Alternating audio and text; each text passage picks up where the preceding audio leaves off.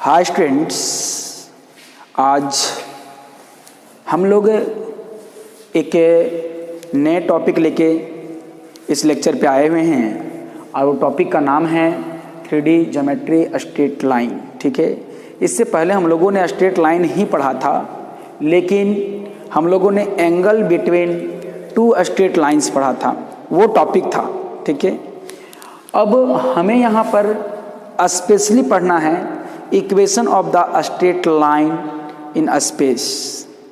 हम लोग जब 11th क्लास की बात करें तो 11th क्लास में हम लोगों ने सीखा है कि किसी भी स्ट्रेट लाइन का इक्वेशन को कैसे किन किन माध्यम से किन किन गिवन कंडीशन से निकाल सकते हैं। स्ट्रेट लाइन में स्लोप होना चाहिए, 2 पॉइंट होनी चाहिए, तो अलग अलग इक्वेशन हम लोगों ने पढ़ा था।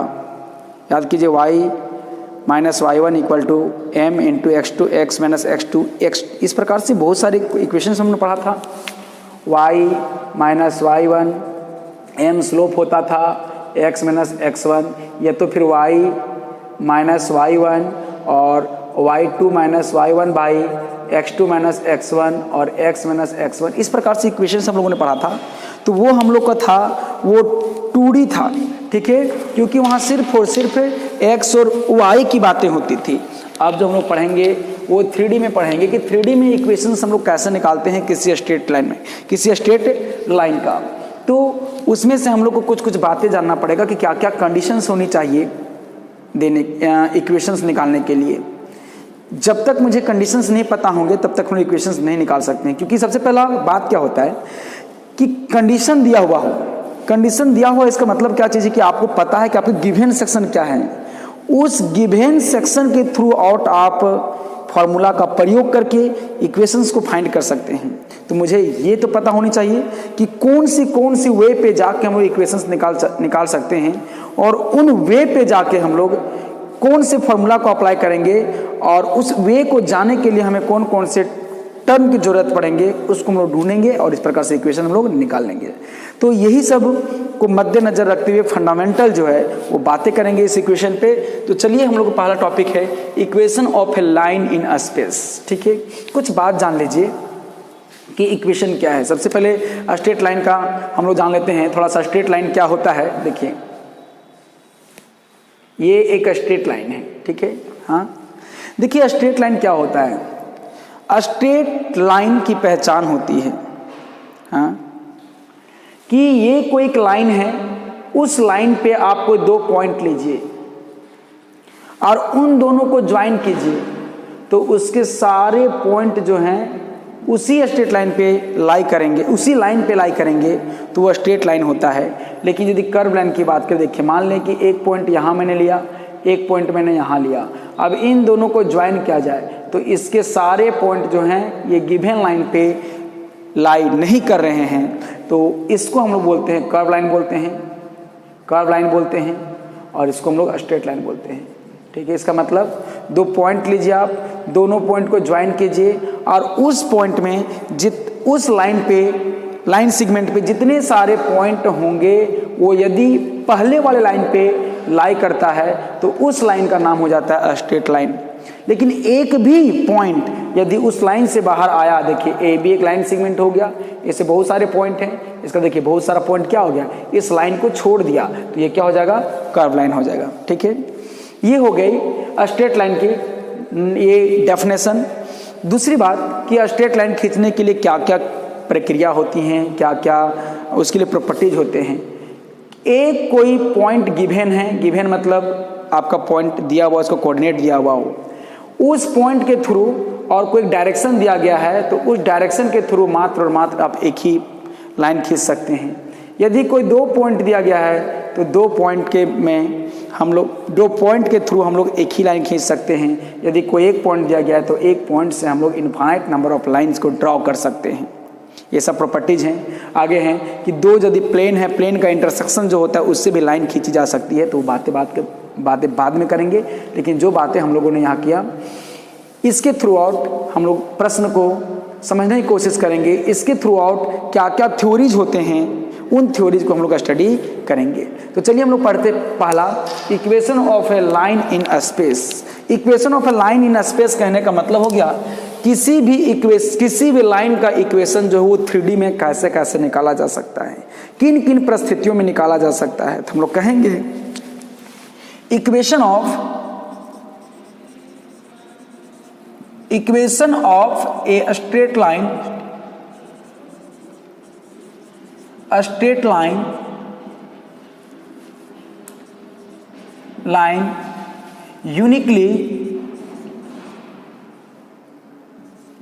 uniquely determined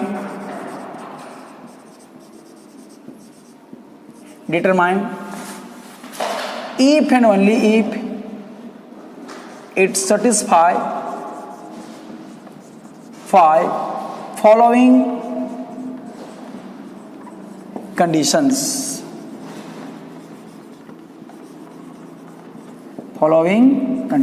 ठीक है।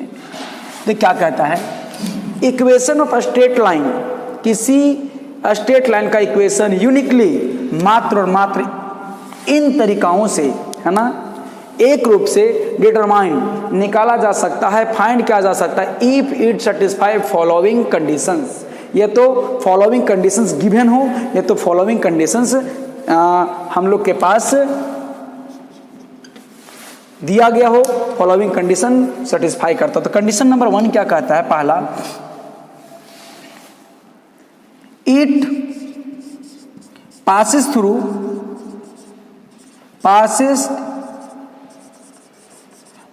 through a given point with given direction।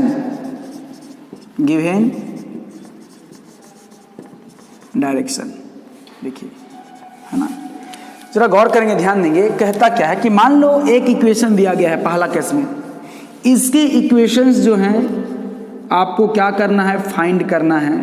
तो इसके लिए क्या हो गया, मान लीजिए कि एक कोई पॉइंट ए दिया गया है ना, पॉइंट है ये मेरा क्या है, गिवन पॉइंट, ये तो होना है, ये गिवन पॉइंट है।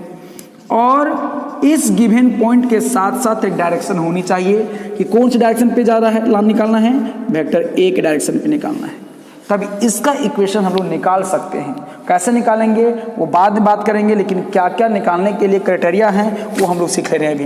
पहला कि it passes through a given point पे और विथ गिवन डायरेक्शन। तो गिवन डायरेक्शन मतलब डायरेक्शन भी होनी चाहिए और एक पॉइंट होनी चाहिए। एक पॉइंट दिया गया, डायरेक्शन भी होनी चाहिए, तब हम लोग इक्वेशन को निकालने में सफल होंगे और निकाल सकते हैं। बहुत सारे केस है, लेकिन इस केस के लिए बात कर रहे हैं हम लोग। दूसरा जो केस है वो हम लोग का है, it passes through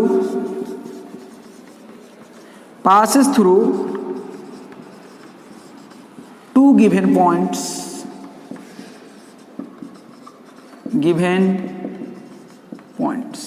passes through two given points. इसका मतलब हो गया कि ये जो लाइन यदि दिया गया है और इसका इक्वेशन मुझे फाइंड करना है, तो इसको दूसरे केस के लिए 2 पॉइंट होना जरूरी है।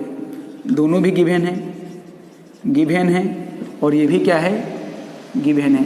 चाहे वो गिवन वेक्टर फॉर्म में हो, चाहे वो गिवन कार्टेशियन फॉर्म में हो, तो आप निकाल सकते हैं। मतलब ये यदि कंडीशन आपको डायरेक्टली दिख जाए तो इसके इक्वेशन हम लोग इजी वे में निकाल सकते हैं, और ये भी कंडीशन आपको दिख जाए तो हम लोग इक्वेशन को इजी वे में निकाल सकते हैं। तीसरा कंडीशन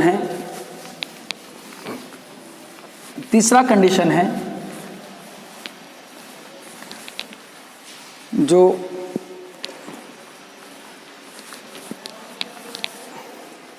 कंडीशन 3 हम लोग के पास है, वो कंडीशन 3 हम लोग का है, it passes through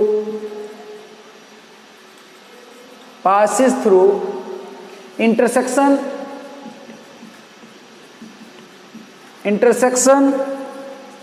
of two planes। ठीक है, इंटरसेक्शन ऑफ 2 प्लेन्स। तो ध्यान देंगे क्या है so, it passes through intersection of 2 planes. इसको आप थोड़ा समझने की कोशिश करेंगे ये एक्चुअली है क्या चीज़। मान लें कि इस प्रकार से कोई 2 प्लेन हैं। प्लेन कहने का मतलब है कि बुक से समझने की कोशिश करें आप, देखिए, है ना। मान लें कि ये एक कोई प्लेन है, ठीक है, और ये भी एक कोई प्लेन है, ये प्लेन है। अब ये दोनों आपस में यहाँ पर पास कर रहा है। देखिए ये जो आपको दिख रहा है, ये दोनों आपस में क्या कर रहा है, पास कर रहा है। इधर से पास कर रहा है, इधर से पास कर रहा है। तो जैसे ये पास करेगा तो आपको यहाँ एक स्ट्रेट लाइन दिखेगा, ठीक है। तो ये वाला स्ट्रेट लाइन का भी इक्वेशन फाइंड किया जा सकता है। इसको जब हम लोग इक्वेशन पढ़ेंगे उस टाइम इसको डायग्राम से समझ लेंगे। फिलहाल ये जान लीजिए कि जब दो कोई स्ट्रेट लाइन आपस में पास करे, सॉरी प्लेन पास करे, तो वहाँ पर एक स्ट्रेट लाइन बनता है और उस स्ट्रेट लाइन का भी इक्वेशन निकाला जा सकता है। Is it clear? तो यहाँ पे हम लोग इसको बाद में बात करेंगे, ये जब डायग्राम बनाएंगे उस वक्त। तो यहाँ पर हम लोग इस 3 केस के थ्रू आउट आप directly equation of straight line find कर सकते हैं, है ना। अब सवाल आता है कि हम लोग फाइंड करेंगे तो कौन से इक्वेशन। हर एक कंडीशन के लिए इस चैप्टर पे, इस टॉपिक पे हम लोग 2 इक्वेशन पढ़ेंगे बाबू, है ना। ट्रांसफॉर्मेशन पढ़ेंगे कि एक फॉर्म से दूसरे फॉर्म से पहले फॉर्म पे कैसे लाया जाता है और वो कौन कौन फॉर्म होते हैं। तो यहाँ देखेंगे forms of equation, forms of equations of straight line, straight line, है ना। स्ट्रेट लाइन नहीं, कोई भी हो, ठीक है, चाहे प्लेन हो चाहे स्ट्रेट लाइन हो। तो उसके यहाँ पर इस एक्सरसाइज में 3D वाले चैप्टर पे 2 फॉर्म से पढ़ेंगे बाबू। एक हो जाएगा पहला वेक्टर फॉर्म, हाँ, और दूसरा जो होगा आपका जो होगा वो होगा बहादुरों कार्टेशियन फॉर्म।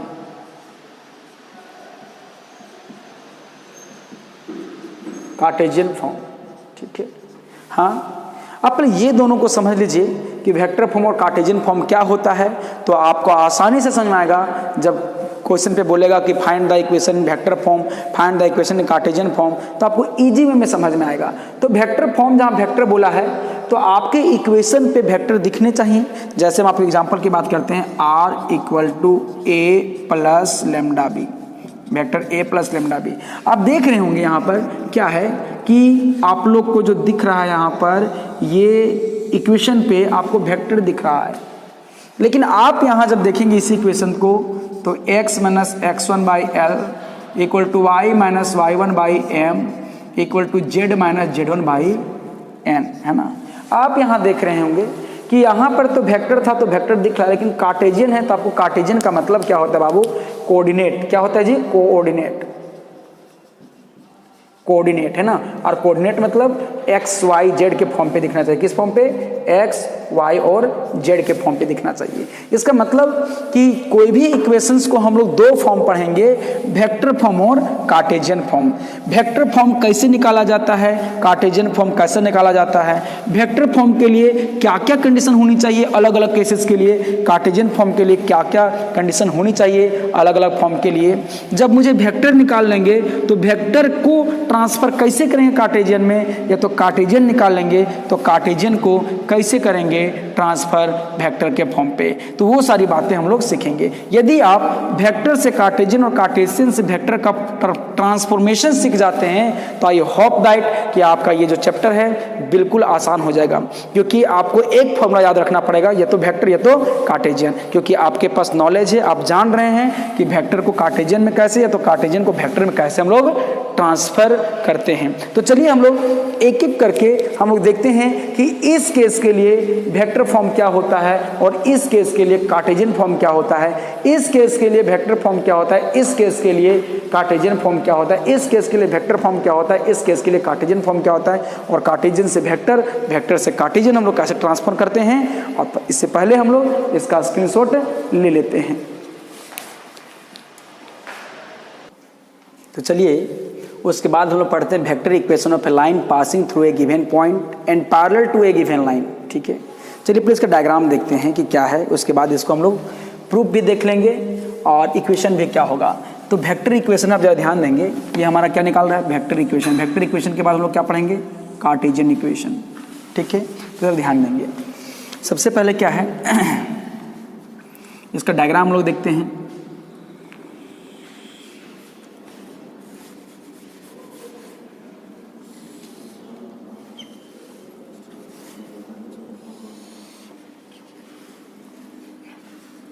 एक्स वाई और ये जेड है। कोई एक लाइन जो है इस प्रकार से है, लाइन जो है ये इस प्रकार से दिया गया है, ये P है और ये Q है, ठीक।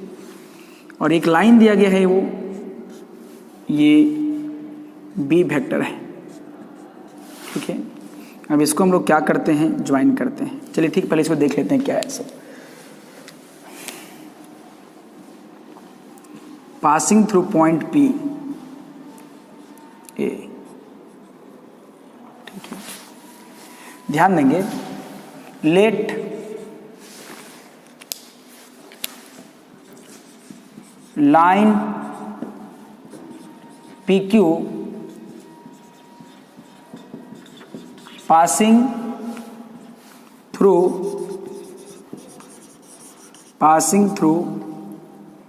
given point P having position vector A and PQ also parallel to vector B।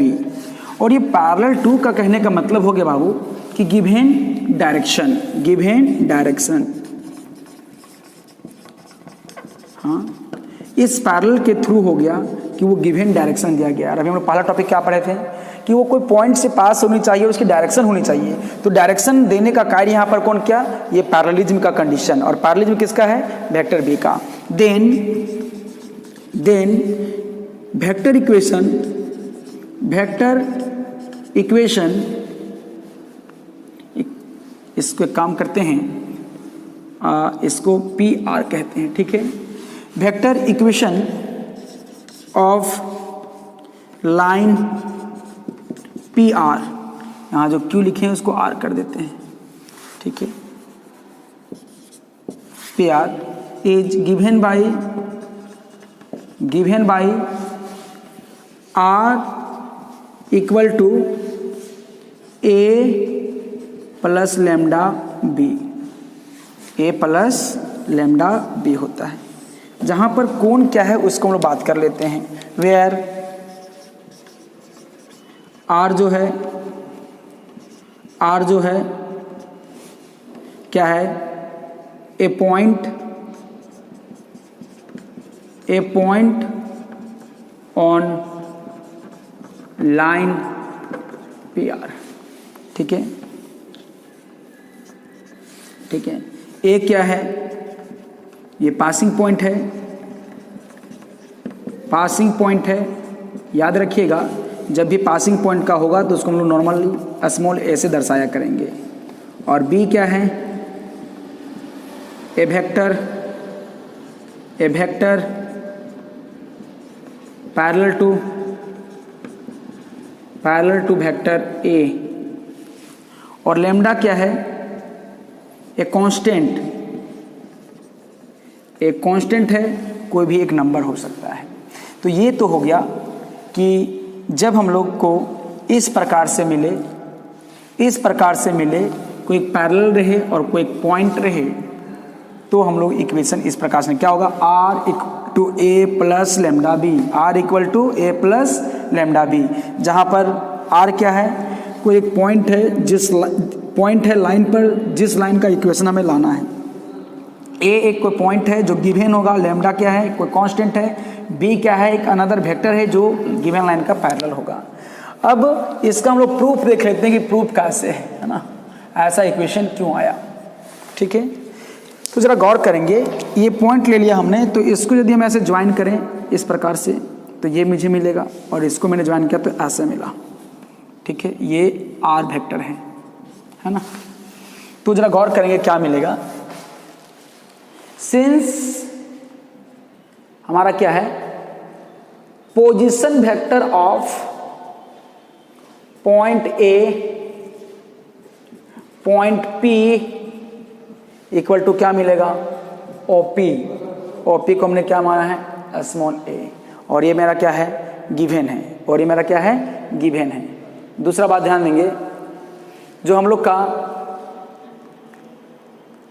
यहाँ पर जो है, यहाँ position vector of point R equal to क्या है, ओ आर है, और ये क्या है, स्मॉल आर है।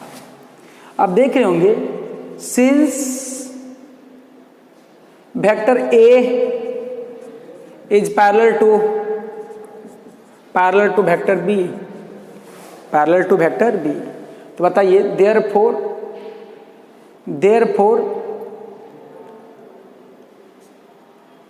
एक मिनट, वेक्टर ए नहीं, लाइन जो है, ये लाइन जो है, since line P R parallel to vector B, therefore ये पैरेललिज्म का कंडीशन क्या होता है, P R equal to lambda B, P R equal to क्या मिलेगा, लैम्डा बी, यही ना।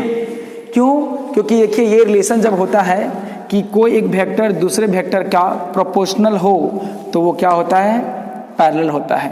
तो P R equal to lambda B हो गया। हमने क्या किया कि ये जो वेक्टर पी आर है इसी का इक्वेशन लाना है, तो इसका जो रिलेशन को एस्टैब्लिश किसे किए, बी के साथ। क्यों? क्योंकि इसमें ये बी दिया गया है और इसको हमें यूज करना है इसका इक्वेशन लाने में, और तभी ये यूज होगा जब इन दोनों के बीच में कोई रिलेशन होगा। और रिलेशन क्या है, पैरेललिज्म का, तो उसके लिए ज्योमेट्रिकल रिलेशन हो गया और उसके लिए अलजेब्रिकल रिलेशन ये हो गया। तब हम लोग देखते हैं क्या करेंगे। Now we have to find equation of line PR, है ना, ठीक है। तो देखिए मेरा क्या मिलेगा, इसका मतलब इक्वेशन ऑफ PR, इसका मतलब जो दिया गया है, क्या दिया गया है, A दिया गया है, B दिया गया है ना, R दिया गया है, इन तीनों के बीच में क्या रिलेशन होगा। तो देखिए क्या, now by triangle law of vector equation, triangle of vector algebra, हाँ, तो क्या मिलेगा, कहाँ, इन ट्राइंगल OPR, तो क्या मिलेगा, देखिए OR इक्वल टू OP minus OP plus PR, ये ट्रायंगल लॉ होता है। क्योंकि जो सबसे बड़ा जो ये देखिए, ये जो दिख रहा है, ये डायरेक्शन देखिए, ये ऐसे गया और ये इधर से ऐसा गया, अपोज करने वाला equal to sum of regular. तो R मेरा क्या था बताइए, वेक्टर R, OP मेरा कितना है, देखो OP मैंने क्या बोला है, OP मेरा कितना है, वेक्टर A प्लस PR कितना है, लैम्डा B। तो इस प्रकार से क्या हो गया बहादुर, हैंस प्रूव्ड, है ना। जरा गौर करेंगे, ध्यान देंगे, एक इसका कॉर्लरी है, कॉर्लरी क्या है, इसको हम लोग देख लेते हैं। कॉर्लरी का मतलब हो गया कि इसी से रिलेटेड थ्योरम। तो आप इसका पहले स्क्रीनशॉट ले लें, उसके बाद हम लोग इसके आगे देखते हैं।